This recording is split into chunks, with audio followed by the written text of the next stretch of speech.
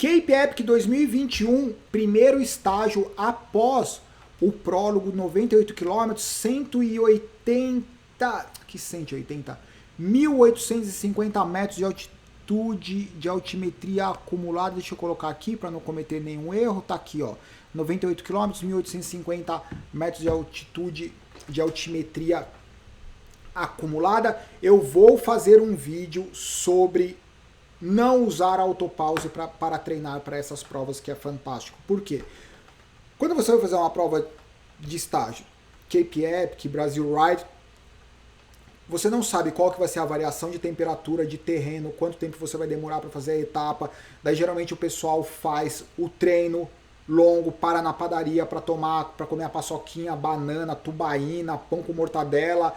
O cara para o cronômetro e quando ele volta a pedalar e a média dele não considerou o tempo que ele ficou parado. Daí o que acontece? Quando o cara tá pedalando na prova, ele acha que a média dele é tipo 20 km por hora de média. Daí quando ele sai para uma etapa de 100 km, ele fala assim, eu vou demorar 5 horas. Por que você vai demorar 5 horas? Não, porque em média, nos meus treinos longos, eu fiz 20 km por hora de média. Eu falei assim, não, mas calma aí. Mas você não tinha um cronômetro lá na linha de chegada. Isso quer dizer que quando você parou para tubaína, quando furou o pneu e você parou o relógio, quando você diminui o ritmo, quando você para tirar foto e etc, para atender o telefone, e você está no autopause, você está tendo uma distorção do tempo e da velocidade média. Então existe uma média universal que eu gosto de usar para que as pessoas consigam olhar uma etapa como hoje, 98 km. Qual que é a sugestão? Seguramente um amador bem preparado, existe uma distinção entre estar bem preparado e bem treinado, ele vai demorar algo próximo de 6 horas.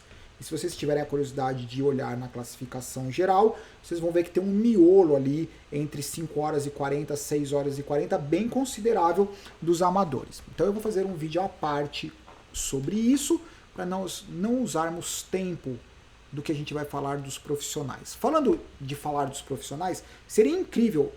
A cobertura do Cape Epic é algo fantástico, não tem o que reclamar, certo? Você vai no YouTube, tem a transmissão ao vivo. Você vem no site, só na etapa de hoje tem 4 vídeos explorando a etapa de hoje. Além da transmissão ao vivo, além de todas as informações, as fotos, é fantástico. Ao mesmo tempo, como todo mundo faz o mesmo percurso, você imagina que a dupla que ganhou masculino fez em 4 horas. A dupla que ganhou feminina fez em 4 horas e meia. Os caras amadores, os bons amadores, fizeram em 5, 6 horas. Então não dá para mostrar todo mundo na trilha, né? Porque senão a transmissão ao vivo duraria 8 horas. De qualquer forma, o foco fica nos profissionais. Mesmo entre os profissionais, a gente acaba não vendo muita coisa, porque se a gente não consegue ver nas provas de cross-country, aonde é um circuito, imagina na prova de maratona, que são 98 quilômetros. No masculino, boa parte das movimentações importantes, elas aconteceram no processo desse cucuruto, dessa montanha mais alta. No processo de subir essa montanha teve uma quebra. Talvez a quebra mais importante que eu considerei, foi a movimentação do Saru e do Beer, que eles abriram um gap, e esse gap demorou um tempo para ser fechado por 4, 5 duplas que vinham atrás, incluindo 2 duplas da Bulls. A Bulls, para quem não sabe, é praticamente um time, é mais do que, né? É um time, geralmente eles colocam 3, 4 duplas, e eles não estão lá simplesmente com o mesmo nome. Eles têm um comprometimento em trabalhar junto, em trabalhar para o time. Então quando uma dupla profissional está ali num pelotãozinho e tem 2, 3 equipes da Bulls, o cara tem que mensurar o quanto vale a pena ficar forçando o grupo, porque tem 2, 3 equipes ali que podem trabalhar juntos. E foi mais ou menos o que aconteceu. Esse grupo de trás com 4, 5 duplas fecharam o gap da Specialized, e desse momento em diante eles foram juntos até 3, 4 quilômetros da linha de chegada, quando começaram as movimentações para o sprint final, basicamente. E no sprint final, quem levou a melhor foram as 2 equipes da Bulls. A grande perda do dia no profissional, perda de tempo, foi da BMC KTM, porque eles tiveram problemas logo no começo, primeiro com o câmbio, com a gancheira, e depois com o pneu furado. Eles perderam 10 minutos, chegaram 10 minutos atrás da dupla vencedora. Essa é a movimentação do masculino, tá vendo? Ó, essa tem uma equipe da Bulls aqui, e a equipe da Canyon. A equipe da Canyon foi a equipe que talvez tenha mais forçado, mais colaborado para fechar o gap com a Specialized. Tá vendo aí, ó? Esse é o Saru e o Beer, e a Bulls, eu tô sendo injusto com a Bulls, porque a Bulls trabalhou sim para fechar o gap com a Specialized. Eu não vou usar muito as imagens, porque vocês sabem o que acontece com o Powerlink, né? O Powerlink vai pro gancho. E aqui tem o resultado. Os caras da Bulls, eles, especialmente nos 3 km finais, foram estratégicos, né? Eles fizeram todas as 4, 5 duplas, fizeram os 20 km finais juntos, mas no final começou a ficar aquela tensão interessante para o sprint final. E daí a equipe da Bulls, a Bulls e a Bulls 2, eles passaram a linha de chegada. A Canyon com o campeão mundial de maratona na terceira colocação, a 91 Song Specialized na quarta colocação, todo mundo meio junto. Quem perdeu um tempinho foi a Buff Scott, porque é 3 minutos, daí depois chegaram outros, a Trek, a Piga. Em relação à BMC, que eles foram super bem no prólogo, eles estão aqui. A BMC na 13ª colocação aí no topo da tela, com o Filippo e o Zuri. Eles chegaram 10 minutos depois. E aqui nós temos o Saucer e o Malacarne a 15 minutos. Bem bacana pelos posts do Malacarne, parece que essa relação está bem leve entre o Malacarne e o Saucer.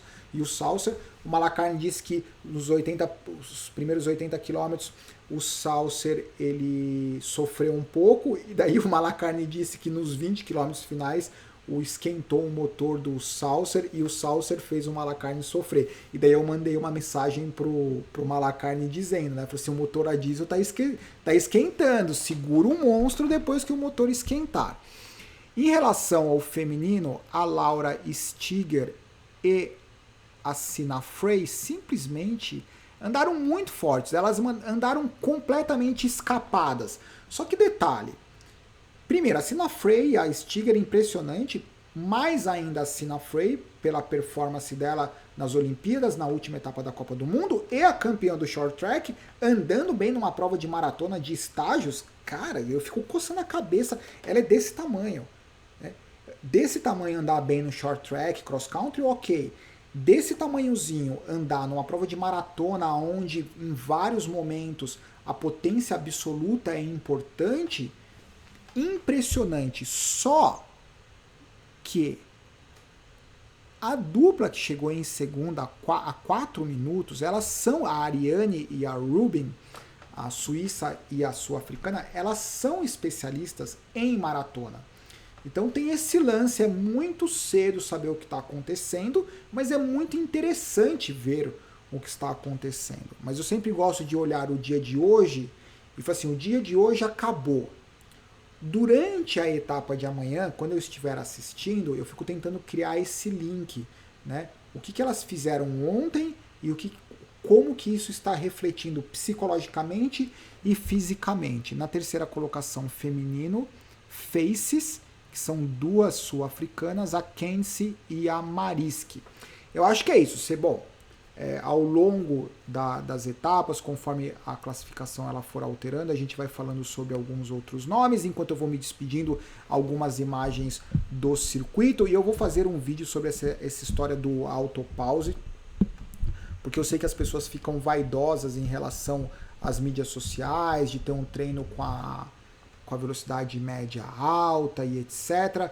Só que daí você perde um pouco o parâmetro de conseguir fazer uma boa previsão de tempo para essas provas. E a previsão de tempo é fundamental psicologicamente, hidratação e etc. Tá vendo? Esse daqui foi o Cucuruto e aonde eles iam começar na média DC e a Specialized o masculino, eles tinham uma pequena vantagem, eles já tinham fechando, aqui mostrando a equipe da Canyon com o campeão mundial de maratona. Os caras andam forte demais.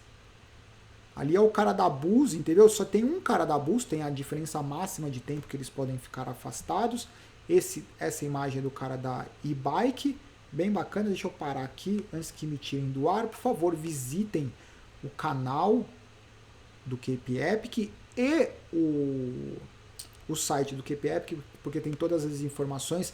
Caso você conheça alguém, tenha algum amigo que esteja participando, coloca nos comentários para a gente dar uma olhada e comentar sobre algum brasileiro ou algum gringo amigo que esteja participando, certo? Eu acho que é isso, mais um dia de espectador do Cape Epic. Passa de madrugada, hein, o negócio. Fique esperto aí, vai dormir para assistir o segundo estágio. Abraço, tchau.